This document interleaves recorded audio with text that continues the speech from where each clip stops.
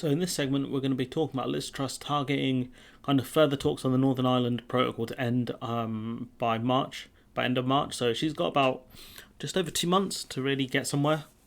See what kind of her goals are. I mean, the ECJ stuff's not going to happen, but maybe around agri-foods and medicine she could get somewhere. So Liz Truss on Thursday, so depending on when this video goes out, this would have been the 13th of January, right? This should go out shortly after this. It's recorded, hopefully. On Thursday, she told the EU that she wants a deal on the Northern Ireland Protocol by the end of March in her first face-to-face meeting with the bloc's Brexit negotiator. The two sides are expected to agree a new timetable for intensive talks over measures to avoid a hard border in an attempt to broker a compromise before the forthcoming Stormont elections. So I think the Stormont elections are in May, and so they kind of get somewhere to kind of lower tensions because, as this article points out somewhere, they don't want the Stormont elections to be a referendum on the Northern Ireland Protocol. The two sides are expected to agree a new timetable for intensive talks over measures to avoid a hard border in an attempt to broker a compromise before the forthcoming Stormont election. So essentially, they are really looking to try and get somewhere fairly quickly before elections kick off in Northern Ireland. After a slippery start to the talks, we'll talk about that. They literally mean slippery start. It's quite funny in a way. Sefcovic stumbled on an icy step while meeting Liz Truss at Cheveling House. I mean, surely they would put some de-icer down or some salt or something. The Foreign Secretary's county residence. The pair said a deal was needed to ensure peace and stability in the province. So you can see the EU are very much involved in trying to keep peace in Northern Ireland. The question is, how much does Westminster want it as well? The UK and the EU believe the best way to achieve this is by brokering a pact to reduce the number of checks between NI and GB before May's ballot. And I think the key issue is that if the UK keep talking about the ECJ as an issue, that's going to keep rallying on people like Jeffrey Donaldson and the radical unionists. So I'd be careful about what if I were her, I'd be very careful about which things she kind of stresses are important. So the UK and EU believe the best way to achieve this is by brokering a pact. Okay, we mentioned that. We want an agreement very quickly to protect peace and stability in Northern Ireland, a government source told The Telegraph. Well, if you want that, stop sabre-rattling. Liz wants the pace to be slightly quicker. All she wants is both sides to agree to intensive talks and the deal to be done really quickly. And we've heard this, from Frost.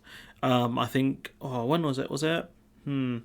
Last year? Was it towards the end of last year? Talking about intensive talks and get things done quickly, and nothing really happened because he kept going off points that the EU weren't going to give anything on. I mean, he did slip. It's quite funny. The facial expression says, "I'm going to put this on UB frame." UB frame is like, "Oh my god, I hope he doesn't hurt himself." And this guy's like, "I'm going to get sued, aren't I?" It's pretty funny. The Telegraph understands that the Northern Ireland Protocol elections are a definite factor in the Foreign Office's thinking. Officials have yet to agree on the length of the purdah period before they take place on May the 5th. Brussels has also signalled that a deal by the end of March would be favourable for the EU because I think they want this thing to be done. And there are, elections coming up in certain EU member states. I think France is one of them. I think they want this issue to be dealt with because they want to start dealing with Poland and Hungary. They don't want to keep dealing with the UK and Northern Ireland. It's becoming a bit of a joke, to be honest, for them, I think. We want it sorted as soon as possible for certainty and stability in Northern Ireland above all else because they don't want things to kick off in Northern Ireland. No one really should. Officials and diplomats in Brussels believe the elections will give Ms Truss enough scope to compromise in the negotiations so that they do not overshadow the campaign period, which it depends. Again, if she focuses on agri-foods and medicines, she'll be okay. If she wants to be a lunatic and go after the ECJ, then she's done it. That's the only two possibilities here, really. We're already taking bets on when Britain's annual Brexit climb down will come. One diplomat said. Any takers? Anyone thinking? Anyone got any ideas? I'm going to say April. If elections are in May, I'm going to say April will be the climb down. What are you guys thinking? Let me know. Liz Truss and Sefcovic are expected to agree on Friday so that was last Friday, to an accelerated timetable to cut the number of checks between NI and the rest of the UK, which the government agrees are having a chilling effect on trade, which, it's obviously going to do that because you're putting a border in between two places, a trade border essentially, so it is going to have a chilling effect, especially when these people aren't used to these kind of checks and paperwork, so it makes sense. And she talks about like my priority is protecting the union and peace. Not really. I mean, you're not protecting peace really, given the current situation. So I'll be putting forward constructive proposals to help communities and businesses in Northern Ireland. And there aren't any businesses, many. I doubt there'll be many business owners in Northern Ireland talking about how the ECJ is a massive problem. Especially when Frost even admitted in the end that this current EU Commission has no mandate to renegotiate the protocol, and then he said the UK accepts the role of the ECJ, and then he resigned, the scoundrel. Sefcovic said, my objective is stability, predictability in Northern Ireland, which is fine, because that's what they need.